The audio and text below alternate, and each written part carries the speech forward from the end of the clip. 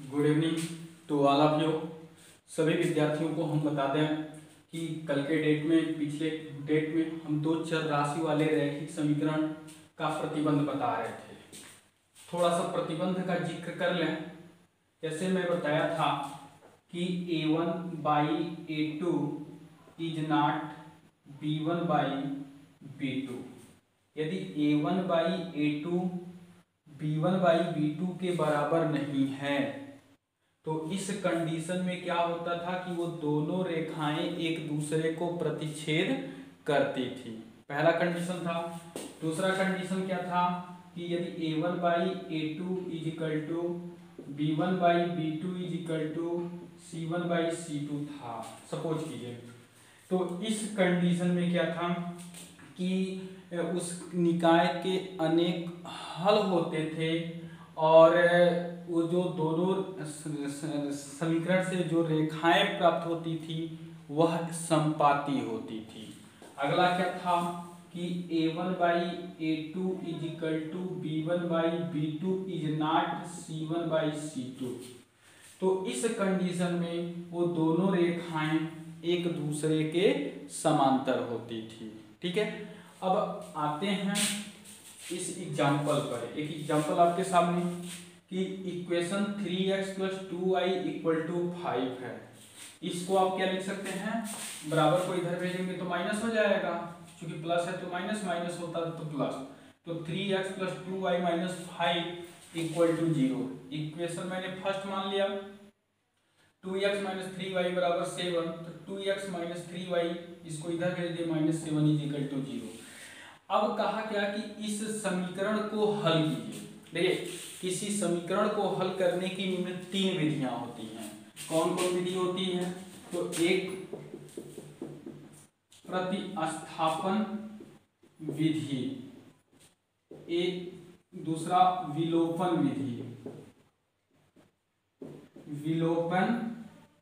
विधि, तीसरा होता है व्रज गुणन विधि। अब हम एक ही सवाल को हम तीनों विधि से बता रहे हैं। ठीक है, ऐसा नहीं है कि मतलब हम प्रतिस्थापन विधि से इस समीकरण को हल करेंगे तो कुछ और आएगा, विलोपन विधि से हल करेंगे तो कुछ और आएगा, और व्रज गुणनखंड विधि से हल करेंगे तो कुछ और आएगा। ठीक है, मतलब कहने का अभिप्राय यह है कि किसी भी समीकरण को आप इन तीनों विधियों में से किसी भी विधि से आप हल करेंगे तो x और y के जो मान होंगे वो सेम होंगे। तो आपके सामने ये दो सवाल हैं, एक 3x + 2y = 5 और एक है 2x - 3y =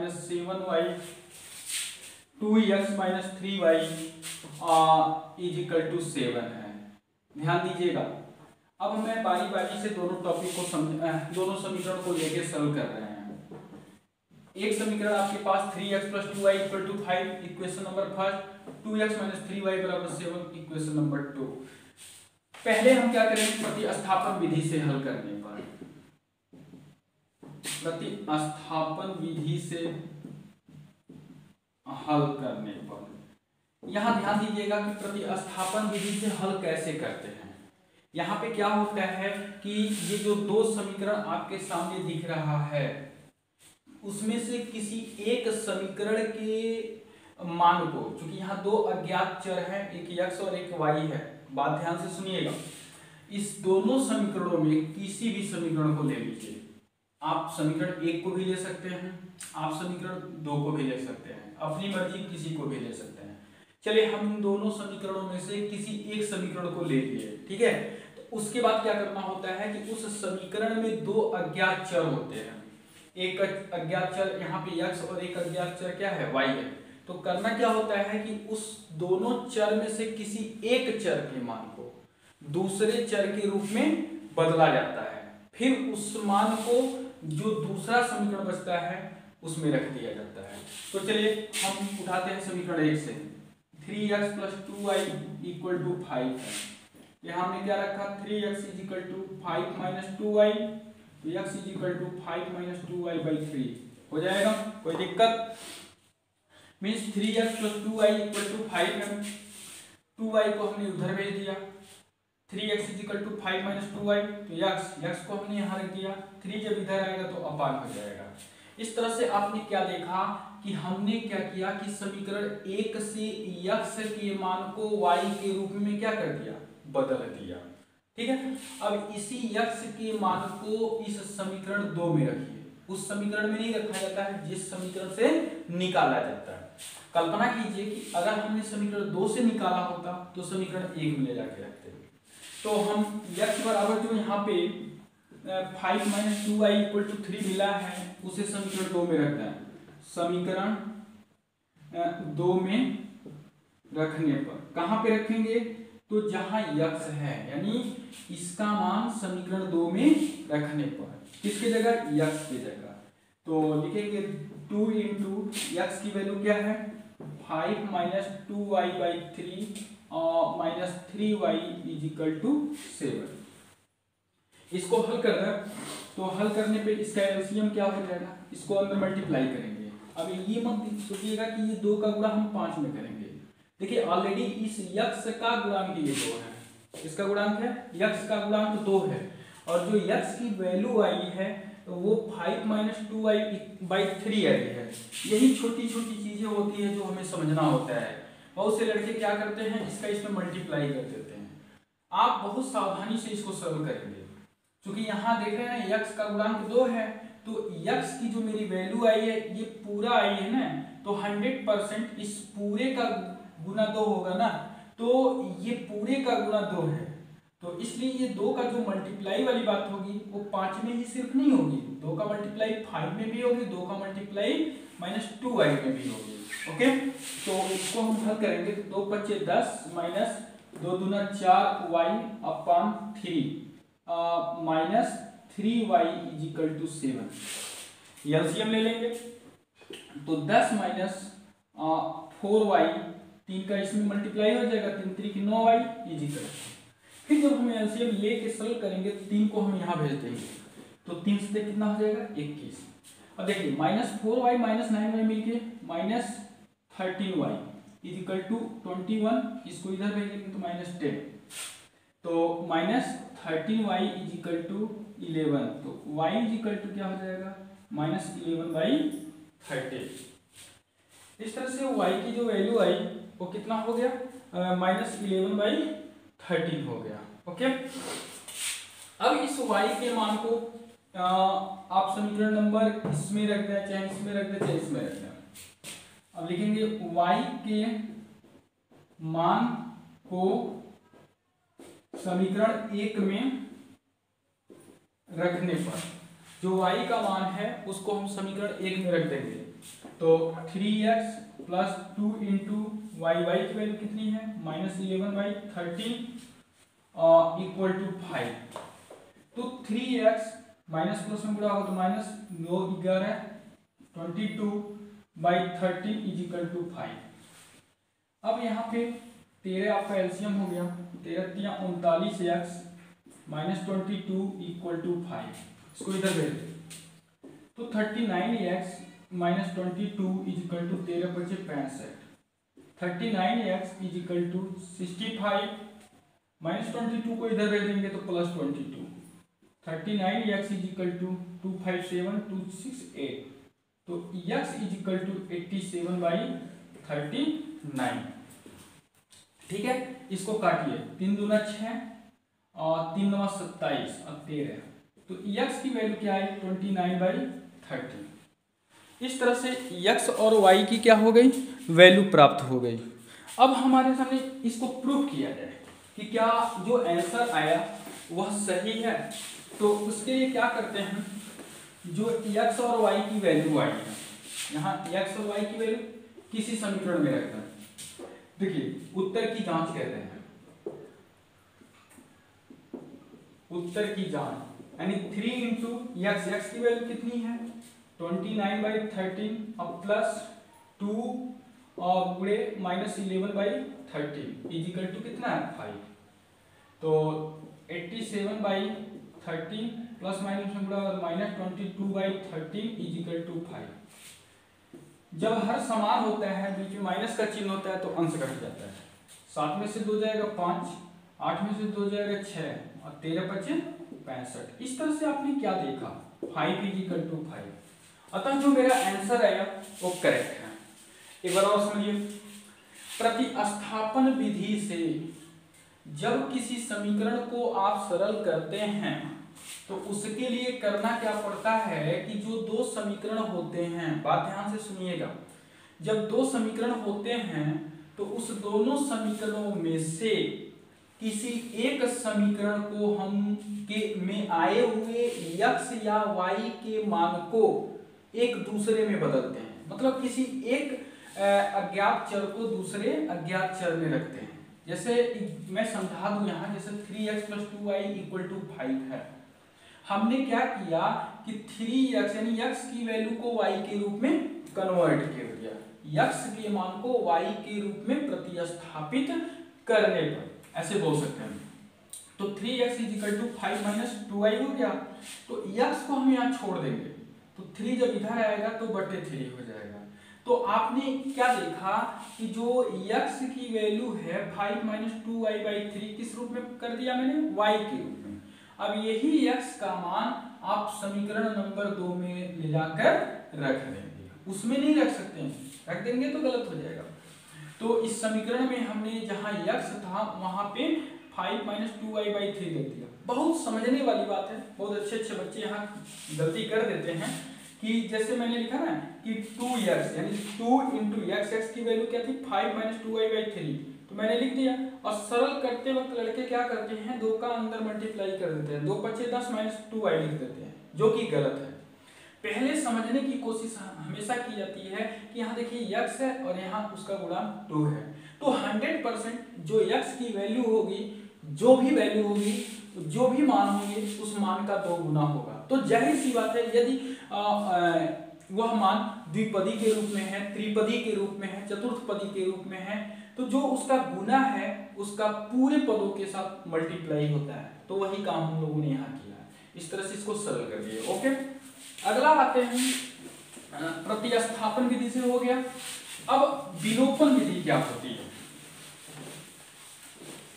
विलोपन विधि में जरा ध्यान दीजिएगा, इसी सवाल को हम विलोपन विधि से सरल करते हैं या कोई दूसरा सवाल ले लेते हैं, ठीक है, क्योंकि इसके जो आंसर है वो भिन्न के रूप में आ रहे हैं। एक और सवाल उठाते हैं, जैसे मान लीजिए 2x - 3y, या ऐसे लिख लें 5x - 3y = 11, equation number first. और एक सवाल उठाते हैं 10x - 6y = 22, इक्वेशन नंबर 2।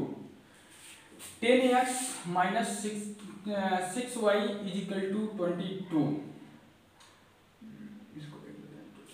चलिए यहाँ पे देखिए बहुत ही मजेदार वाली बात है। 5 10 ना, ये तो मिस्टेक हो जाएगा। फिर दूसरा क्वेश्चन उठाते हैं, जैसे यहाँ पे एक क्वेश्चन,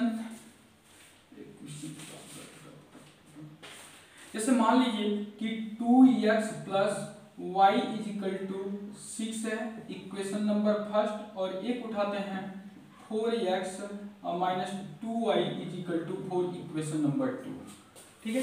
2x + y = 6 और 4x - 2y = 4, इक्वेशन नंबर 2। हम कौन सी विधि लागू करने जा रहे हैं? विलोपन विधि।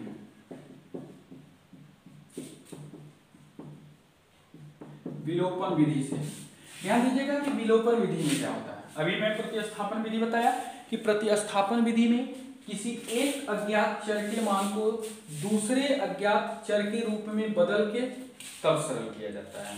अब विलोपन विधि में क्या होता है?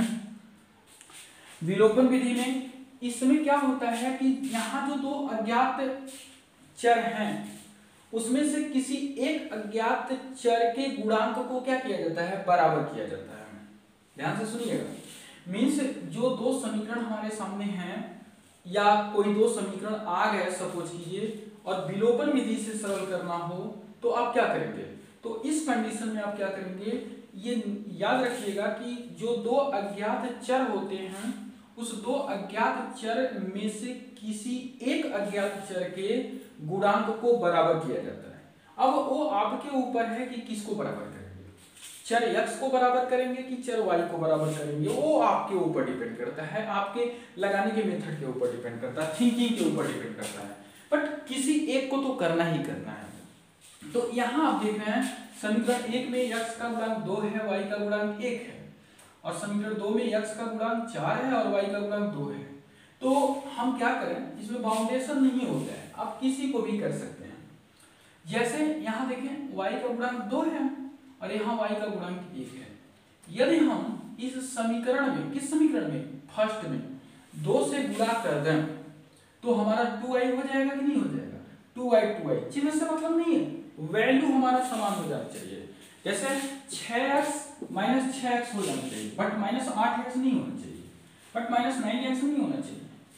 मीन्स क्या होगा, ये जो वैल्यू है वो वैल्यू क्या होनी चाहिए, बराबर होनी चाहिए, चिन्ह कोई भी हो सकता है। ओके, तो यहाँ पे क्या करते हैं, लिखते हैं समीकरण 1 में 2 से गुणा करने पर, समीकरण 1 में क्या कर दिया, 2 से गुणा कर दिया। तो समीकरण 1 में 2 से गुणा करने पर तो क्या होगा, 2 दूना 4x धन 2y इज इक्वल टू 12। देखिएगा कुछ बच्चे क्या करते हैं कि जैसे मैंने लिखा ना कि समीकरण 1 में 2 से गुणा करने पर, तो कुछ बच्चे क्या करते हैं, सिर्फ और सिर्फ लेफ्ट साइड को ही में ही मल्टीप्लाई करते हैं। ऐसा क्या सोचने पे पॉसिबल है ना? आप सोचिए जरा कि अगर हम समीकरण 1 में 2 से गुणा कर रहे हैं और सिर्फ लेफ्ट हैंड ही में गुणा कर रहे हैं, तो राइट हैंड की वैल्यू कहाँ जाएगी? जबकि समीकरण हमारा पूरा तैयार कहाँ से हुआ, ये पूरे को मिला के ना मेरा समीकरण तैयार हुआ है, लेफ्ट और राइट सबकी वैल्यू। तो आधा अगर इतना ही करते हैं तो वो अधूरा हो जाएगा। इसलिए समीकरण जब भी बोला कि समीकरण 1 में 2 से गुणा करें या समीकरण इसमें गुणा करें, समीकरण इसमें इतना से गुणा करें, तो इस कंडीशन में जो समीकरण हम बनाए रहते हैं वो लेफ्ट और राइट सब में मल्टीप्लाई होती है। तो समीकरण 3 हो गया, समीकरण 2 उतार लें यहाँ पे, 4x minus 2y equal to 4, समीकरण 2। यहाँ बहुत समझने वाली बात है, यहाँ कई क्वेश्चंस उठते हैं माइंड में बच्चों के। देखिए जब बात ध्यान से सुनिएगा, जब मीन्स चाहे चर x हो चाहे चर y हो, उसके गुणांक बराबर हो, समझने की कोशिश कीजिएगा। यहाँ x के भी बराबर है, y के भी बराबर है। तो यहाँ पे दो कंडीशन होता है, अगर दोनों के चिन्ह समान हैं तो घटाने पे वो कट जाते हैं, और दोनों के चिन्ह अगर विपरीत हैं तो जोड़ने पे कट जाते हैं। तो यहाँ पे देखिए अगर आप घटाते हैं तो x खत्म होगा, मतलब यहाँ चिन्ह घटाने पे चिन्ह बदल जाते हैं, आपको पता होना चाहिए, माइनस प्लस हो जाता है, प्लस माइनस हो जाता है। तो यदि हम इस समीकरण 3 में से समीकरण 2 को घटाते हैं तो x खत्म होगा, y की वैल्यू तो प्राप्त की जाएगी। और यदि हम जोड़ते हैं, मतलब यदि जोड़ते हैं तो y कटेगा, x की वैल्यू प्राप्त होगी। तो यहाँ पे आप दोनों तरह से कुछ कर सकते हैं। जैसे हमने क्या किया, यहाँ माइनस लिख दिया, यहाँ पे प्लस लिख दिया और यहाँ पे माइनस लिख दिया, ठीक है। मीन्स यहाँ पे क्या कर दिया, माइनस लिख दिया, यहाँ प्लस लिख दिया, यहाँ माइनस लिख दिया। तो इस कंडीशन में क्या होगा कि 4x और 4x खत्म हो जाएगा, तो 2y और 2y मिलकर क्या हो गया 4y, और 12 में से 4 गया कितना हुआ 8। फिर एक बार और मैं समझाना चाहता हूँ कि यहाँ पे जो प्लस और माइनस देख रहे हैं, कई लोग कह रहे होंगे कि यार माइनस 2y है तो फिर 4y कैसे हो। हमें इस चिन्ह से अब मतलब नहीं रह जाता है, उसके नीचे वाले चिन्ह से मतलब होता है, ठीक है। तो नीचे वाले में प्लस हो गया तो प्लस प्लस जुट गया। कल्पना कीजिए कि अगर आप घटाए जोड़े तो यहाँ पे आपको कुछ नहीं करना होता, 2y से 2y खत्म होता, 4x और 4x मिलके कितना होता 8x, और 12 और 4 मिलके कितना होता 16। यहाँ पे आपको ऐसे मिलता। तो आप दोनों में से जैसे भी आपको समझ में है आप कर सकते हैं। चलिए, तो हमने क्या किया कि मतलब घटा दिया, प्लस माइनस यहाँ पे लिख देंगे घटाने पर, तो ये 2y से 2y क्या हो जाएगा क्लास हो जाएगा, ओ सॉरी ये 4x से 4x खत्म हो जाएगा, तो 2y मिलके कितना होगा 4y इज इक्वल टू 12 में से 4 गया 8, फिर 4 से कट जाएगा, y इज इक्वल टू कितना मिला 2। y का मान 2 मिला। अब इस y के मान को चाहे आप समीकरण 1 में रखिए, चाहे समीकरण 2 में रखिए, चाहे समीकरण 3 में रखिए, x के मान आ जाएंगे। तो अब क्या करेंगे, y बराबर 2 समीकरण 1 में रखने पर, तो y के मान को समीकरण 1 में रखेंगे तो क्या मिलेगा, 2x धन y की वैल्यू 2 इज इक्वल टू 6, तो 2x is equal to 6 minus 2, 2x is equal to 4 cut जाएगा, x इज इक्वल टू क्या मिला 2। अरे तो आपने क्या देखा, x की भी वैल्यू 2 और y की भी वैल्यू क्या आ रही है 2 आ रही है। क्या ये आंसर सही है, तो आप उस प्रश्न में ले जाके सेटअप कीजिए, यदि वह प्रश्न को प्रूव कर देता है तो उत्तर सही है। चलिए यहाँ उत्तर की जांच करते हैं, उत्तर की जांच करते हैं। तो 2x धन y इज इक्वल टू 6 है, रखते हैं 2 इंटू एक्स की वैल्यू 2 और प्लस 2 इज इक्वल टू 6, 2 दूना 4 धन 2 is equal to 6, 6 is equal to 6। आपने क्या देखा, आंसर परफेक्ट आ रहा है, ठीक है। अब आइए अगला क्वेश्चन, विलोपन विधि। अब विलोपन विधि हो गया, एक होता है ब्रज गुणनखंड विधि। चलिए ब्रज गुणनखंड विधि के लिए एक क्वेश्चन उठाते हैं, जैसे हम उठा रहे हैं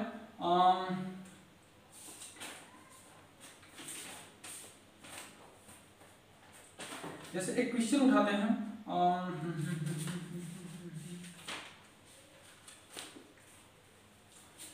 जैसे इसी को उठा लीजिए, 2x plus y is equal to 6 और 4x minus 2y is equal to 4। ये इक्वेशन फर्स्ट, ये equation second.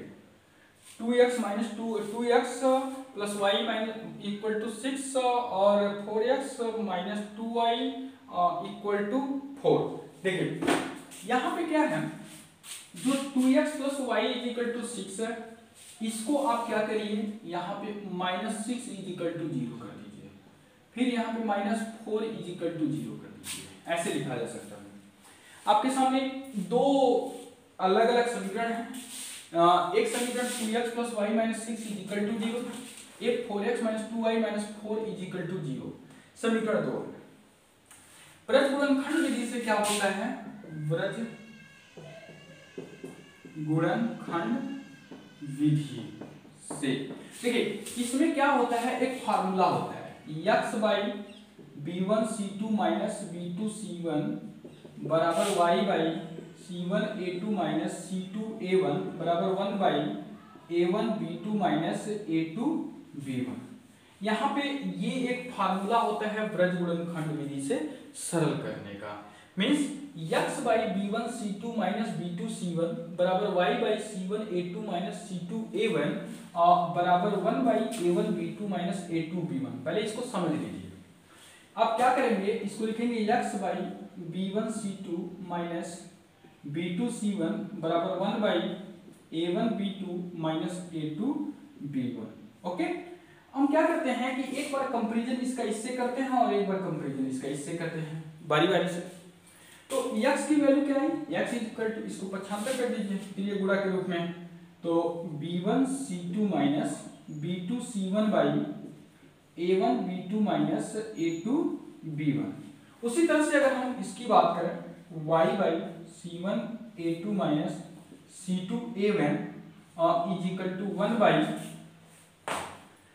a1b2 minus a2b1। Okay, तो y इज इक्वल टू, इसको इधर भेज देंगे, तो c1a2 minus c2a1 by a1b2 minus a2b1। ये आपके पास आया।